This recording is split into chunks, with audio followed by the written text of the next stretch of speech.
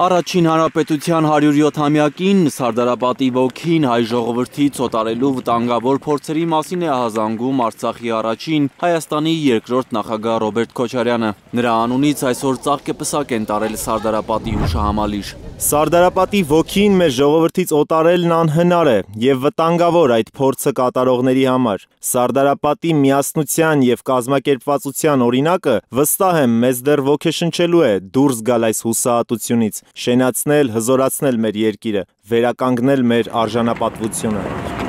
Երրորդ նախագահ Սերժ Սարգսյանը մայիս 28-յան իր ուղերձում 7 կետ է առանձնացրել, թե ինչու հայ ժողովուրդը հաղթեց 1918 թվականի մայիսյան հերոսամարտերում։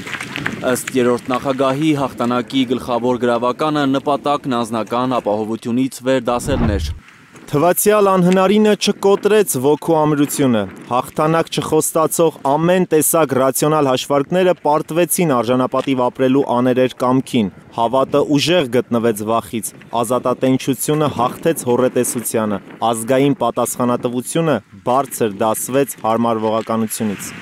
Մայիսի 28-ի խորհուրդը ըստ ամենայն հայոց կաթողիկոսի կարող է դառնալ նոր հաղթանակի միաբանության նպատակ։ Օրվա իր ուղերձը վեհափառն ավարտել է աղոթքով հայ ժողովրդի խաղաղության, բանակի ու պետության հզորացման համար։ Մայիսի 28-ի խորհուրդը կրկին հնչեցնում է անբեկանելի ճշմարտությունը, որ ժողովուրդը կարող է հաղթանակել, երբ միաբանված է մեկ նպատակով, մեկ ձգտումով ու բաղձանքով։ Մեր անկախությունը մեր հայրերի սրբազան ավանդն է մեզ, որը պիտի փայփայենք և շարունակենք համատեղ ջանքերով շենացնել մեր երկիրը, զորացնել մեր պետականությունը։